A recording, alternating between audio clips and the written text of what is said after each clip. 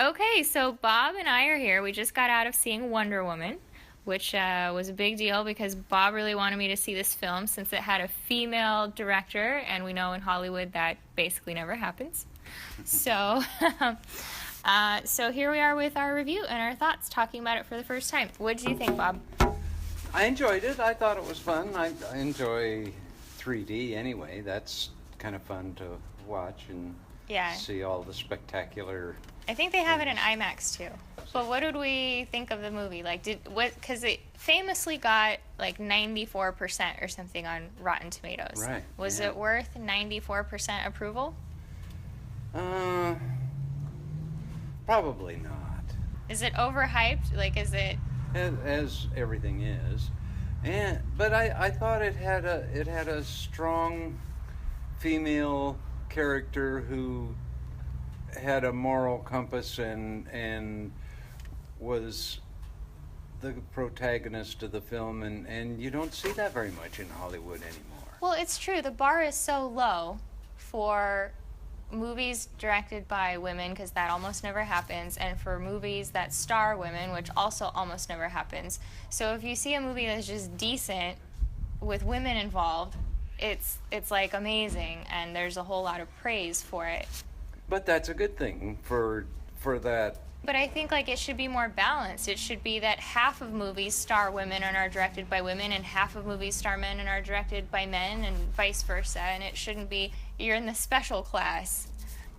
But what did we think of the plot and the actual characters and the story? It took a turn, I think. It started off with an interesting story. Where did Diana come from? Where is this place that the Amazon women live, and how was that created? And it started off as an interesting story, and then it just kind of dissolved into explosions, into smashing things. Yeah. Spectacles, and karate moves, chopping things. Yeah, and flying around shooting 3 arrows at the same time and killing 3 men. Yeah. As soon as the man showed up in the movie, then things went to hell in a handbasket. Well, I guess, so we should say, like, this is spoilers, obviously, because we want to review all of it. I mean, I get that she's kind of like an alien in the movie, and she comes from this other world, and she's never met another man. Okay, so she's never been with a dude, but still, I think it would have been more empowering and breaking the mold if she was like, hey, you know what, I've never done this before, this will be fun, and just yanked him into a room. Like, if you're gonna do that, if you're gonna have the obligatory let's have the leads make love scene, then and it's supposed to be empowering, then have her be in charge instead of like, oh, I don't know what to do, oh, you're gonna show me how to slow dance, oh, we're awfully close, this is awkward, you know. I'm just like, really, this woman walks into machine gun fire and all of a sudden she's like, oh, you're too close, you know. I mean, it was just, I kind of wanted to puke on that moment. And not that it was wrong for them to fall in love, but it just didn't seem motivated. She saved his life, and she's running around walking in a bullet fire and kicking everybody's ass that he can't. And then all of a sudden, she's just, I'm so helpless because you're looking at me, tee-hee. So it was a little bit silly. And then it went nowhere after that. Like, it didn't, unfortunately, again, it's on the writers. Like, if she took this huge step of growing up on an island full of nothing but lesbian warrior women to having her first experience with a man, you'd think that would change her in some way. Like, she'd be more emotionally drawn to maybe protecting him in the battles or something. Like, there'd be something in their relationship that would shift. But instead it was like the next day, as if nothing happened. Yeah. And I thought that was a little odd. And then at the very end, he's like, I love you, and then goes and blows himself up. I was like, okay. Maybe if you loved her, you would stay, or that would be a more difficult decision or something. Maybe you would parachute out of the f***ing plane instead of blowing yourself up kamikaze style. Yeah. I mean, you know, like, it's just, okay, and let's go into that. Let's go into plot holes. This was something that bugged me in the beginning. Zeus created this paradise island to protect the Amazons so they couldn't be found. And that was supposed to be his dying breath that he did that, right? Right. Okay.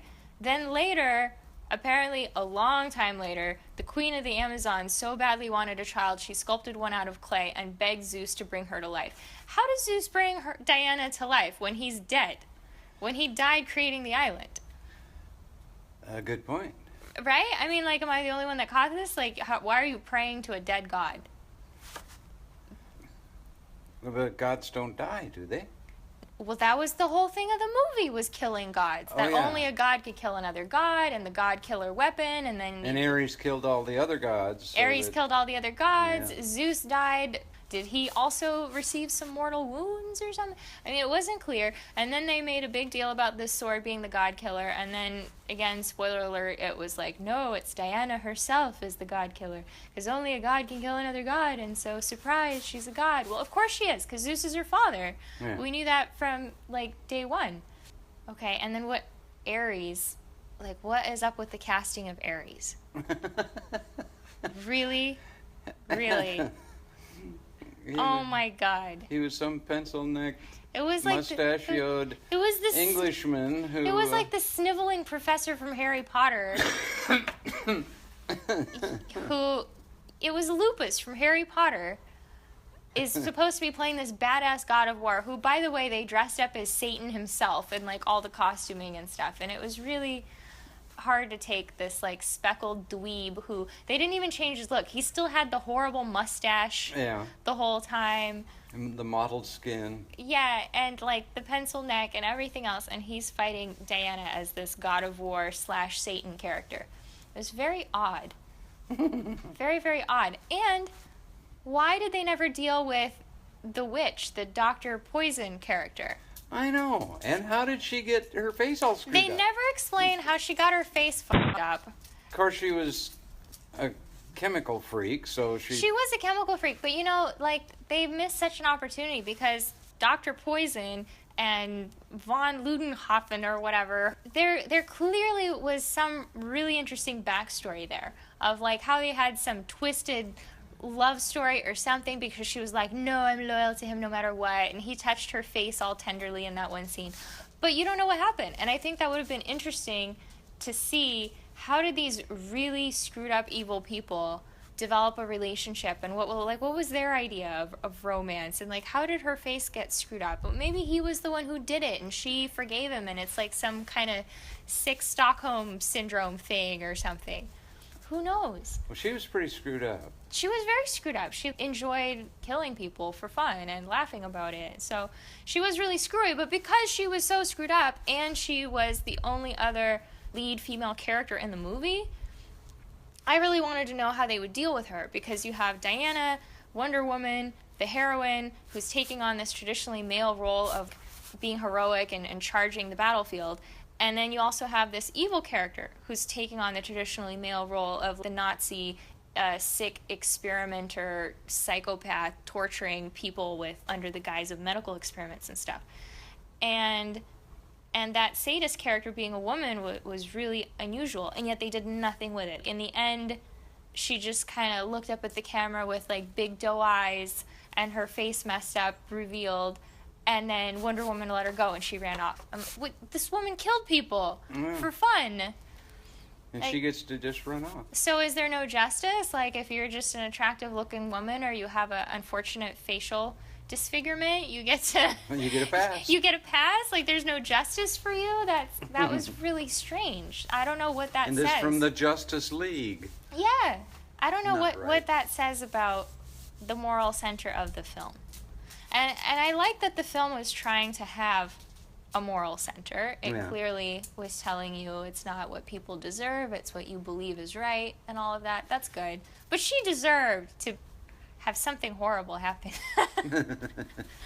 It was very, very odd. Maybe she runs off and Gets blown up. Finds a cure for AIDS or something. But if they showed that in the movie, that would have been something.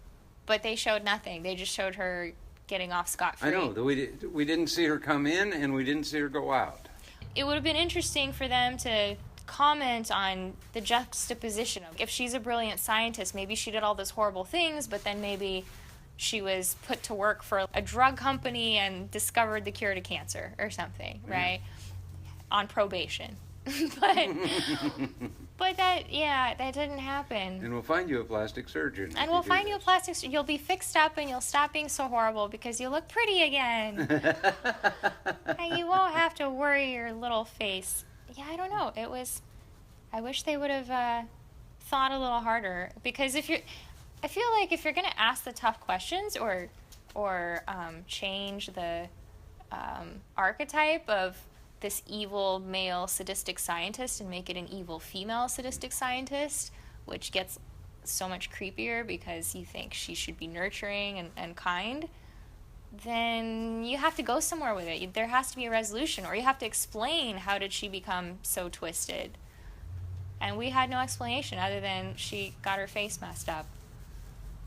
Well, and that was never mentioned. No one ever talked about how her face got messed up or what that mask was about or anything.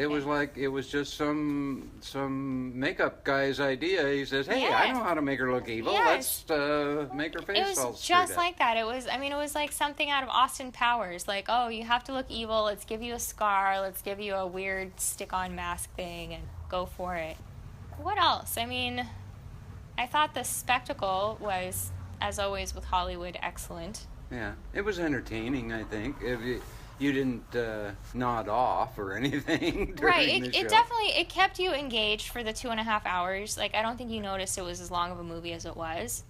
I guess with Hollywood movies as opposed to indie movies, I think of like just the hundreds or thousands of special effects artists that they have to hire to do all this. Oh, I know.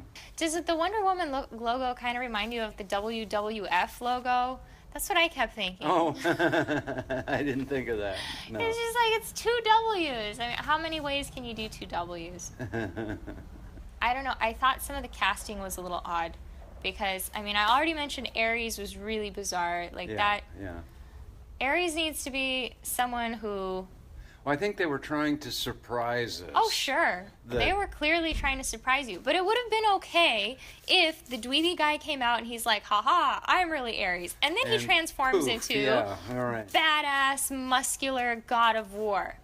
Not the same dweeb wearing a suit of armor. Yeah. Because that just, I would have been okay if it was a disguise. Like the devil wears disguises and the dweeby face goes away and he's a gorgeous, buff, evil-looking guy who is there to tempt Diana into the ways of hell or whatever they were going for. But who's going to be tempted by Mr. Dweeby? It's not good. I saw some commentary about this movie from friends of mine on Facebook and stuff, and I mean, there were people getting really emotional saying, I've never seen strong women just fighting and being heroic and not having to explain or apologize for being strong, and this is so revolutionary.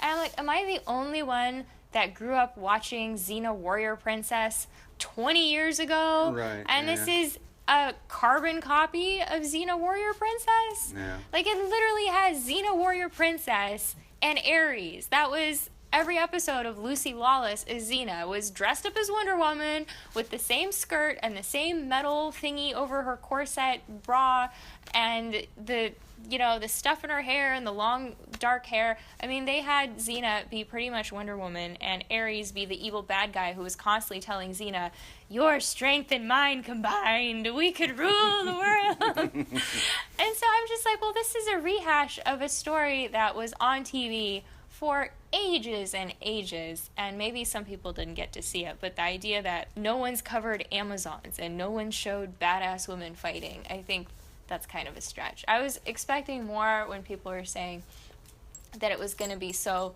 revolutionary in how it portrayed women, and at least as far as athletic, because everyone was saying like, oh, these fighters were really athletes, and it was so, and I didn't get the sense that they were really athletes. I got the sense that there was a bunch of famous actresses dressed up in costumes. Yeah. The main warrior chick who was training Diana was literally Claire from House of Cards. I mean, she plays the first lady to Frank Underwood. It's Princess Bride. Princess Bride lady. Yeah, Yeah. it's the same woman. I mean, she's got no, like, amazing muscle tone or anything. She's like a 50-something-year-old woman. Right. And, yeah, I mean, I just didn't quite buy it. I think it would have been amazing if they had real mixed martial artists or gymnasts or something doing stuff that looked convincing, but it felt very CGI, and it felt like they got, frankly, a bunch of aging actresses. I don't know why all these Amazons were over 50, and then they had them fake fight. Like, why were they aging at all? They were magical. Shouldn't they all look 25 forever? Yeah, on the island, I would think. It's the Paradise Island, and they're getting wrinkles and stuff, and I don't know. I'm not sure why you would cast warrior athlete roles as 50-year-old women. You suppose they needed the names? It's one thing if you're like, let's have Helen Mirren be an Amazon and let's just go with it, right? But then it's Helen Mirren. Like, these were not famous enough actresses. It wasn't Meryl Streep and women on that level. It was just TV actresses who were older TV actresses. And we'll get younger TV actresses who lift weights. I mean, the point is they're Amazons. I'm not being ageist, and I'm not being superficial about it. I'm just saying if they're supposed to be athletes, then they need to look like they're lifting weights. They can't look like just everybody else looks, or it's not as impressive. And even Diana, she just looked like an ordinary, beautiful woman. Right. I mean, it's kind of a misnomer, but she looks like a model, but she doesn't look like an athlete. But I guess Lucy Lawless did too. Like, Lucy Lawless never had incredible muscle tone. They just dressed her up in a leather outfit and said, go swing a sword around, it'll be cool. Yeah. So note to self, if I ever do a badass Amazon warrior princess movie, I will get real athletes from a CrossFit gym or something. There you go. I mean, that's pretty much all the stuff that I can think of. But you were super excited. Well, yeah, I thought you might like the whole idea of it, and I thought it'd be entertaining. Yeah, so. No, it was. Yeah, I don't want to be mistaken for the criticism, because I only bother to criticize movies that I actually think were pretty good. And the things that I'm picking on, I'm kind of picking on because I think it's a good movie, and if they went that extra 5 or 10%, it could have been amazing. And I'm curious about the plot holes, like how does a dead god create a child, and why does a woman who committed absolute atrocities and war crimes get to walk away because she's pretty but she's got a scar on her face? How is that an empowering message of equality to women? I mean, if she's a psychopath, she's a psychopath, and she should have dropped the car right on top of her. That's what should have happened. And she can pick up a car. No. Well, that's the other, like, Wonder Woman's powers. They kept getting, they were never very clear. Like, okay, so it seems like she's basically Superman, except she can't fly. What's your superpower? I'm rich. I'm rich. Yeah, that was a great line. That was from a trailer with Justice League, and that was pretty funny. I'm rich. Batman. Mm-hmm. Yeah, I like that. Why does she have to block a bullet if she can get hit with a tank and walk off, or have a building fall on top of her and climb out of the rubble like no big deal? So a bullet would be nothing compared to that. But this is Hollywood physics. Hollywood physics is a lost cause. Like, you can't explain why in one scene a hero doesn't get hurt by something, and in the other scene they're running away from it. I would have been pissed if that was my church and she went up and destroyed the whole steeple just to get a damn sniper. Had to get shot the him sniper with an arrow or something. Bob, it didn't matter because the whole village got napalmed later. Oh, that's so true. They all died, and there was nobody left to go to the church. There's no one left to cry about the church. It's sad. Or the steeple. And it was a historic building, and you know how I feel about historic buildings.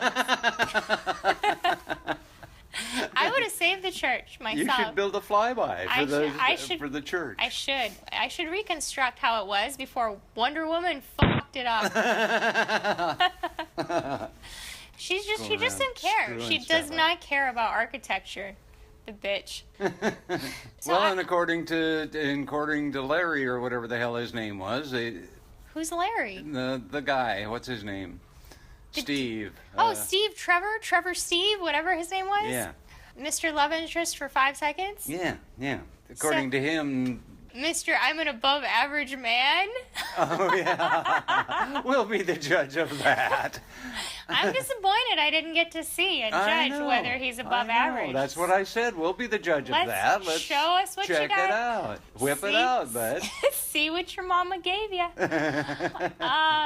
That was kind of a good scene that I think should have been developed more, because when they were getting busy later, there was no tension at all. But there was tension in the beginning when he was in the hot tub magic water pool of glowing light. I know. What was that all about?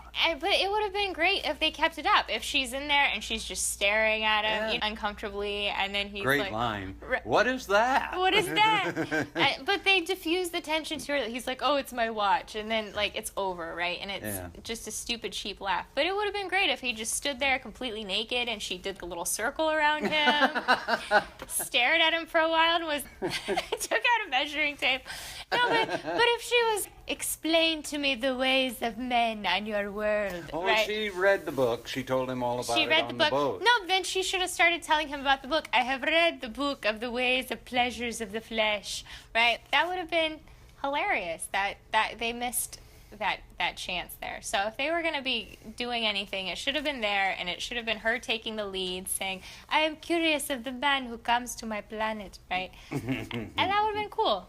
But, yeah, that's not what happened. It happened with that cheesy slow dancing thing. There'll be more Wonder Woman movies, I feel. Well, she's in the Justice League. She's in the Same Justice gal. League. Is she going to make out with Batman? We have to look her up and Who's see gonna where be she her came next from. love interest? All right, guys. Bob has to go pee, so peace out.